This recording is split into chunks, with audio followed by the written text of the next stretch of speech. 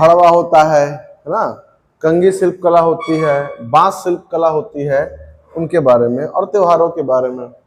तो छत्तीसगढ़ अंचल के त्योहार न देखकर हम लोग क्या करेंगे, पहले छत्तीसगढ़ आदिवासी अंचल के त्योहार को देखेंगे कि छत्तीसगढ़ के आदिवासियों में कौन कौन सा त्योहार मनाया जाता है। यह मैं स्लाइड के माध्यम से लेकर आया हूं और जो भी एक्स्ट्रा होगा आपको पता चलूंगा। देखो, गोचा पर्व, गोचा पर्व है जो माड़िया जनजाति द्वारा बस्तर में आषाढ़ माह में मनाया जाता है।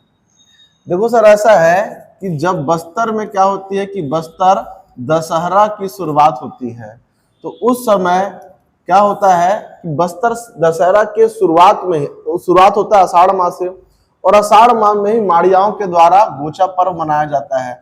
माड़ियाओं का बस्तर दशहरा में काफी ज्यादा योगदान रहता है। जैसे जब मावली परघाव के समय क्या होता है, माता की रथ यात्रा निकाली जाती है, तो वहीं पे माड़िया जनजाति गौर नृत्य भी करती है।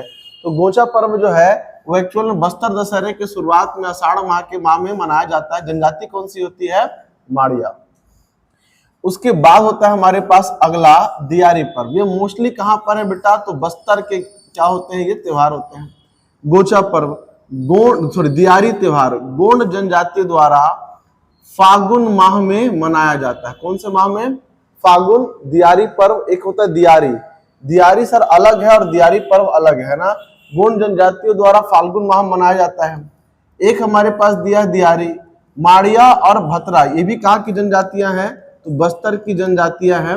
माड़िया और भतरा जनजातियों में इस दिन क्या किया जाता है, तो पशुओं को खाना खिलाया जाता है। ठीक है, दियारी त्योहार कब मनाया जाता है, तो फागुन माह के समय। और मेन एम क्या होता है सर, की पशुओं को खाना खिलाया जाता है। सबसे इंपॉर्टेंट हमारे पास है सरहुल त्योहार। सरहुल त्योहार जो है वो किसके किसके द्वारा मनाया जाता है, सरहुल त्योहार जो सर मेनली है आपका, ये उरांव जनजाति के द्वारा। किसके द्वारा, उरांव जनजाति के द्वारा सरगुजा संभाग में मेनली मनाया जाता है। उरांव जनजाति के द्वारा चैत्र माह में, कौन से माह में, चैत्र माह में जब साल वृक्ष पर क्या आते हैं, तो फूल आते हैं। जब साल वृक्ष पर फूल आते हैं तब इस त्योहार को मनाया जाता है। सरहुल नृत्य भी किया जाता है। बस समझ आ रही है। तो सर यहाँ पर उरांव जनजाति के द्वारा चैत्र माह में साल वृक्ष पर फूल आने पर इस त्योहार को मनाया जाता है। बहुत इंपॉर्टेंट है सरहुल त्योहार। ठीक है, घुमा फिरा कर 3-4 जनजातियां जिससे क्वेश्चन पूछता है, माड़िया, मुड़िया, उरांव और कोरकू, ये आजकल क्या है, विभाग की बहुत प्रिय जनजातियां, जहां से वो क्वेश्चन बार बार पूछते रहते हैं। अगला हमारे पास है आमाखई। बड़ा नॉर्मल सा दिखता है आपको, आमाखई। गोंड जनजातियों में आम फलने के बाद पूजा की जाती है और मनाया जाता है आमाखई। जनजाति कौन सी होगी, तो गोंड होगी, आम से संबंधित है। उसके बाद हमारे पास है ककसाड़ या फिर ककसाड़, ये दोनों एक ही प्रकार के हैं। यहाँ पे देखो मुरिया और मारिया दूसरों की गोंडों की उप जनजातियां हैं। यह अबुझ माड़िया जनजाति का सबसे प्रमुख त्योहार है। ककसाड़ जो है मुड़िया जनजाति का पर्व है, जो गोत्र देवता मंडा देव की यात्रा के रूप में किया जाता है। याद रखिएगा सर, मंडा देव कौन है, तो मंडा देव मुड़ियाओं के देवता है। कौन से देवता है, तो उनके गोत्र के देवता है। कौन, मंडा देव। उसके लिए त्योहार कौन सा मनाते हैं, तो ककसाड़। याद रहेगा, ककसाड़। अगला हमारे पास सर आता है जात्रा पर्व। कौन सा आएगा, जात्रा पर्व। मुड़िया और माड़िया द्वारा काष्ठ लकड़ी से बने अंगा देव की क्या की जाती है, पूजा की जाती है और यात्रा निकाली जाती है। इसे कहा जाता है जात्रा पर्व। मोस्टली जो अंगा देव है वो साल वृक्ष की लकड़ी के बने होते हैं। ठीक है, इनकी जो मुख्यतः पूजा है, इनकी अगर बात करेगा सर की मुख्यतः पूजा कौन करता है, वो करते हैं अबुझ माड़िया। कौन करते हैं, अबुझ माड़िया जनजाति इनकी मुख्यतः पूजा करती है। और अबुझ माड़िया जनजाति क्या करती है, इनको प्रसन्न करने के लिए एवाल तोर क्या करती है बेटा, तो नृत्य करती है। कौन सा नृत्य करती है, एवाल तोर नृत्य करती है। और इन्हीं के पूजा के बाद जो है बस्तर का मड़ई मनाया जाता है। क्या मनाया जाता है, बस्तर का या फिर नारायणपुर का मड़ई का आयोजन किया जाता है अबुझमाड़ के क्षेत्र से। तो ये सारे कंटेंट है जो आपको याद रखने किससे, जब बात करेगा कास्ट के देवता अंगा देव की। क्लियर है ये। उसके बाद माटी त्योहार, माटी का सीधा संबंध धरती से है। तो गोंड जनजाति माटी त्योहार कब मनाती है, तो माटी त्योहार में वो पृथ्वी देवी की क्या करती है, पूजा करती है।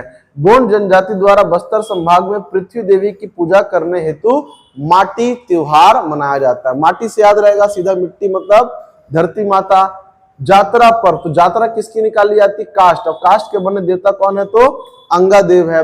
यहाँ पे ककसाड़ जो है वो मंडा देव को प्रसन्न करने के, जो किसके देवता है, तो गोत्र के देवता है। और ककसाड़ पर्व जो है अबुझ माड़ियाओं के द्वारा मनाया जाता है। जबकि आमा एक बहुत आम सा त्योहार है, गोंड और बाकी जनजाति मनाती हैं आम पकने और आम खाने के समय। उसके बाद हमारे पास है बाली पर्व, मुख्य रूप से हल्बा जनजाति द्वारा मनाया जाने वाला पर्व है। दक्षिण दुर्ग संभाग और उत्तर बस्तर संभाग में ज्यादातर पाए जाते हैं हल्बा, और उनके द्वारा मनाया जाता है बाली पर्व। फिर है बेटा बीज बोहनी, वही बीज बोहनी मतलब सर क्या है, तो कृषि के संबंध से है। कोरवा जनजाति द्वारा कृषि खेती के दौरान आयोजित होने वाला जो त्योहार है वो क्या है, तो बीज बोहनी। याद क्या रखना सर कि बीज बोहनी त्योहार, ये सबको पता है सर कि कृषि संबंधित होगा, पर कौन सी जनजाति करती है सर, तो कोरवा। क्लियर है ये। फिर हमारे पास दिया हुआ कोरा त्योहार, को से कोरा, को से कोरवा, ये भी किससे संबंधित है सर, तो कृषि के दौरान ही कोरा पर्व मनाया जाता है। एक है हमारे पास घेरसा, बीज बोहनी, कोरा और घेरसा, ये तीनों के तीनों त्योहार है जो मुख्यतः कोरवा जनजाति के द्वारा मनाए जाते हैं। कोरवा जनजाति का जो पहाड़ी कोरवा है वो विशेष पिछड़ी जनजाति है, इसमें थोड़ा सा क्या करना आपको ध्यान रखना है। कोरवा जनजाति द्वारा कृषि कार्य के समय आयोजित किया जाता है। तो तीनों ही सर, बीज बोहनी, कोरा और घेरसा, तीनों की तीनों कब मनाए जाते हैं, तो कृषि के समय। और जनजाति कौन सी है, कोरवा। कौन कौन सी, बीज बोहनी, कोरा और घेरसा। आई होप सो ये याद रहेगा। ठीक है, अगला देखते हैं सर हम लोग यहाँ पे। दूसरा दिया बेटा हमारे पास लक्ष्मी जगार। क्या दिया हुआ है, लक्ष्मी जगार। ये त्योहार थोड़ा सा इंपॉर्टेंट है, इसको ध्यान देना। मतलब भतरा और हल्बा है, मतलब किस संभाग में, तो बस्तर संभाग में क्या करेंगे, तो मनाया जाता है। कौन सा त्योहार, लक्ष्मी जगार त्योहार कौन से संभाग में मनाया जाता है, तो बस्तर संभाग में मनाया जाता है। इसकी खासियत के बारे में थोड़ा सुन लेना। इसमें जो धान की बालियां होती है, धान की जो बाली होती है, धान की बाली को क्या करते हैं सर, तो घर लाते हैं और उसका नारियल के साथ, किसके साथ, तो नारियल के साथ विवाह कराया जाता है। इसका नारियल के साथ विवाह कराया जाता है। याद रहेगा किसके साथ, तो नारियल के साथ विवाह कराया जाता है। जहां पे धान की बाली को माता लक्ष्मी और नारियल को समझा जाता है भगवान विष्णु। क्लियर है ये, इसको याद रखिएगा। लक्ष्मी जगार, लक्ष्मी की पूजा होती है। धान की बालियां जब फूटती है तो धान की बालियों को लेकर आते हैं उसको माता लक्ष्मी, और नारियल के साथ इसका विवाह कराया जाता है। और नारियल क्या माना जाता है, भगवान विष्णु माना जाता है। ऐसे करके पूजा की जाती है लक्ष्मी जगार। और जनजाति कौन सी बेटा, भतरा और हल्बा। ये कहाँ की जनजाति है सर, ये तो बस्तर संभाग की जनजाति है, ये अपने को याद रखना। कर्मा गीत भी है, कर्मा नृत्य भी है और कर्मा त्योहार भी है। कर्मा गीत और नृत्य जो है मुख्यतः कौन करते हैं, तो बैगा जनजाति, बैगाओं के साथ उरांव, और उरांव क्या करते हैं, सरहुल के साथ कर्मा त्योहार भी मनाते हैं। ये मनाया किस महीने में जाता है, तो कर्मा भादो मास में मनाया जाता है उरांव जनजाति के द्वारा। कौन से क्षेत्र में, सरगुजा, क्योंकि उरांव जनजातियों का मुख्यतः निवास जो क्षेत्र है वो सरगुजा संभाग है। उसके बाद भगोरिया त्योहार, भ से भगोरिया, भ से भील। भील जनजाति द्वारा नित्य देवता की पूजा करने के लिए भगोरिया त्योहार मनाया जाता है। उसके बाद भीम जात्रा या भीमा जात्रा कहते हैं। ज्येष्ठ माह में अच्छी वर्षा के लिए भीमसेन अर्थात इंद्र देव की क्या की जाती है, पूजा की जाती है। इसे कहा जाता है भीमा जात्रा, याद रखेंगे। ठीक है, एक हमारे पास दिया हुआ है सर छेरता त्योहार। तो गोंड और भद्र जनजाति में श्रावण मास की अमावस्या के दिन मनाया जाता है। देखो छेरछेरा वो एक अलग चीज है, छेरता गीत अलग है, वो छेरछेरा समय में गाया जाता है। लेकिन छेरता त्योहार जो है वो कब मनाया जाएगा, श्रावण मास की अमावस्या को। जबकि छेरछेरा जो है वो पुष माह की पूर्णिमा को मनाया जाता है। दोनों में क्या है जी, अंतर है। छेरता गीत जो है वो पुष माह की पूर्णिमा को गाया जाता है, जबकि छेरता त्योहार जो है वो छेरछेरा से क्या है, अलग है। और ये श्रावण मास की अमावस्या को मनाया जाता है बस्तर संभाग में ही गोंड और भतरा जनजातियों के द्वारा। क्लियर है ये? चलिए आगे आते हैं हम लोग इसमें। अब उसके बाद हमारे उसके त्योहार खत्म हो गए। अब हम लोग छत्तीसगढ़ में देखेंगे बेटा शिल्प कला। क्या देखेंगे सर? शिल्प कला देखोगे। क्लियर है ये? इस शिल्प कला काफी ज्यादा क्या है, इंपॉर्टेंट टॉपिक है। आज से पहले नहीं पढ़ाया था मैं अभी, लेकिन क्या कर रहा है, इससे क्वेश्चंस पूछ रहा है तो इसके बारे में जानकारी हमको होनी चाहिए। ठीक है, छत्तीसगढ़ में जैसे हमारे पास बांस शिल्प कला है, धड़वा दिया हुआ है, ढोकरा दिया हुआ है, कंघी शिल्प कला दिया हुआ है, ऐसे प्रकार के क्या है, कई प्रकार की शिल्प कलाएं हैं जिसको राष्ट्रीय और अंतरराष्ट्रीय स्तर पर मान्यताएं मिल चुकी है। ठीक है, बहुत रेयर है। तो एक हमारे पास दिया हुआ है धड़वा शिल्प कला। इसको कैसे याद रखोगे सर? क्षेत्र कौन सा सर इसका? बस्तर। बस्तर और कौन सा? कोंडागांव। मतलब कुल मिलाकर पूरा का पूरा बस्तर संभाग ही है। सामग्री, धड़वा शिल्प कला में कौन कौन से धातुओं का उपयोग होता है, ये इंपॉर्टेंट है जी। कौन कौन धातुओं का उपयोग होगा? तो धड़वा में क्या होगा सर? हमारे पास पीतल होता है, कांसा होता है और रांगा होता है। पीतल, कांसा और रांगा, याद रहेगा। पद्धति क्या है सर? ये भ्रष्ट मोम पद्धति है। क्या बेटा? ये भ्रष्ट मोम पद्धति है। मोम के ऊपर वायर वगैरह लपेट कर कलाकृतियां बनाते हैं, फिर पिघलाते हैं, मोम पिघल कर निकल जाता है और कलाकृति अपने को धातु की प्राप्त होती है। उत्पाद, कांस्य मूर्तियों का क्या होता है? इससे फाइनली निर्माण होता है। संबंध, रायगढ़ के झारा कला, इसको जो धड़वा कला है वो बिल्कुल उसी प्रकार से है। रायगढ़ में इसी कला क्या बोला जाता है? झारा। और सरगुजा में इसी कला क्या कहते हैं बेटा? उसको मलार कहते हैं। क्या बोलते हैं उसको? मलार। तो धड़वा शिल्प कला सबसे पहली बात पूछेगा सर कि किस संभाग में? तो बस्तर। जिला कौन कौन सा? बस्तर और कोंडागांव। पूछेगा सर कौन कौन सी धातुओं का उपयोग होता है? तो पीतल, कांसा और उसके बाद रांगा, इसका उपयोग होता है। पूछेगा इसको किस क्षेत्र में धड़वा बोलते हैं? तो बस्तर क्षेत्र में। कौन सी पद्धति का? तो भ्रष्ट मोम पद्धति का उपयोग होता है। इसी धड़वा शिल्प कला को रायगढ़ में क्या कहा जाता है? तो रायगढ़ में कहा जाता है झारा और सरगुजा में कहा जाता है मलार। बात समझ में आ रही है? ये क्वेश्चंस बेटा यहाँ से रहने वाले हैं, बहुत इंपॉर्टेंट टॉपिक है ये, यहाँ से क्वेश्चंस पूछता है।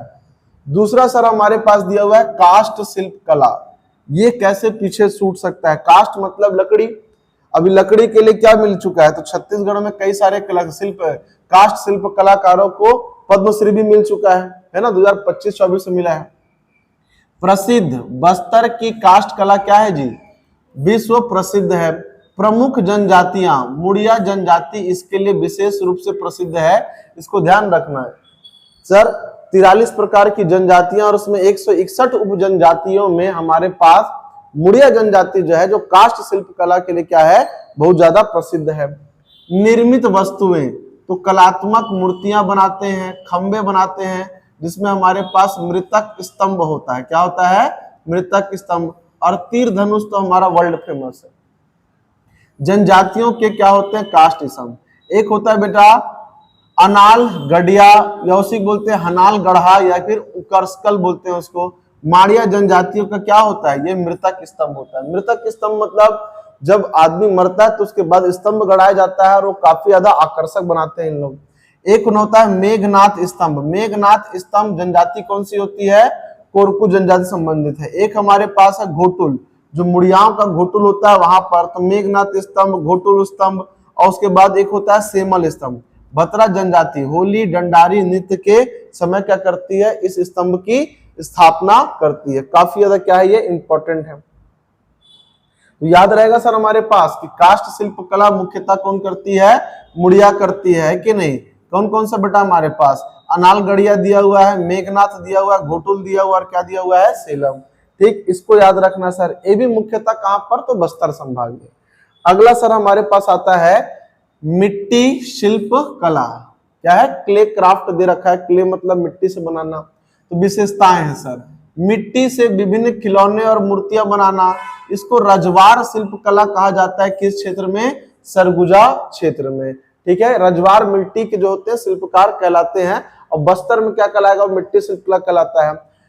बस्तर क्षेत्र में भी इसे क्या मिला? इसका विशेष योगदान है। सभी तरफ है भाई, एक सर हमारे पास पत्ता शिल्प कला है। पत्ता शिल्प कला मतलब जैसे कि छींद पत्ते से बनाई जाती है, चटाई बनाया जाता है, दोना बनाया जाता है। और एक क्या होता है कि साल वृक्ष के जो पत्ते होते हैं उसे दोना और पत्तल बनाया जाता है। तो ये भी क्या एक प्रकार की शिल्प कला ही तो है। तो सामग्री देखो सर, मुख्य रूप से छींद और साल सरई के पत्तों से निर्मित वस्तु है। चटाई बनता है, झाड़ू, खिलौना, दूल्हा दुल्हन के मौर, किससे बनते हैं? छींद पत्ते से बनते हैं। बस्तर क्षेत्र में साल के पत्तों से दोना पत्तल बनाया जाता है। इसमें एक बांस का छिलका भी आता है बेटा, बांस के छिलके से भी चटाई, टोकरिया वगैरह बनाई जाती है, ठीक है, जिसको कंडरा जनजाति के लोग क्या करते हैं? निर्माण करते हैं। अगला हमारे पास है कंघी शिल्प कला। ये भी सर हमारे यहाँ काफी ज्यादा फेमस है। हमारे यहाँ प्लास्टिक की कंघियां नहीं होती, किसकी होती है? लकड़ी की होती है। Good morning. सामग्री, लकड़ी से कलात्मक कंघियों का क्या होता है? निर्माण होता है। जनजाति, बस्तर अंचल में मुरिया जनजाति, लकड़ी भी काष्ठ की होती है, तो काष्ठ से ही कंघी बनाने का काम कौन करेगी? मुरिया जनजाति बस्तर में ही करती है। एक दिया सर हमारे पास प्रस्तर शिल्प कला, इसको बोलते हैं स्टोन क्राफ्ट। क्या बोलते हैं बेटा इसको? स्टोन क्राफ्ट, पत्थर से बनाया जाता है। तकनीक, छैनी हथौड़े से पत्थर पर क्या करते हैं? चित्र उगरते हैं। और प्रसिद्ध क्षेत्र क्या है सर? बस्तर का चित्रकूट क्षेत्र इसके लिए विशेष प्रसिद्ध है। स्टोन क्राफ्ट होता है ना, पत्थरों पे मूर्तियां बना देते हैं, स्कल्पचर उकेर देते हैं, उसके लिए क्या है? उसको कहते हैं प्रस्तर शिल्प कला। और उसके लिए फेमस भी क्या है? तो हमारा बस्तर बहुत ज्यादा क्या है? फेमस है, ठीक है। चलिए, तो ये हमारे पास दोस्त हमारे पास वो थे जिसमें हम लोगों ने जनजातीय त्योहार देखा और क्या देखी? शिल्प कलाएं देखी।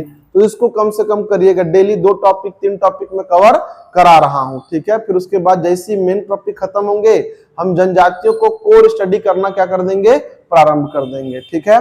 ठीक है, आज ना क्लोज कर देते हैं इसको।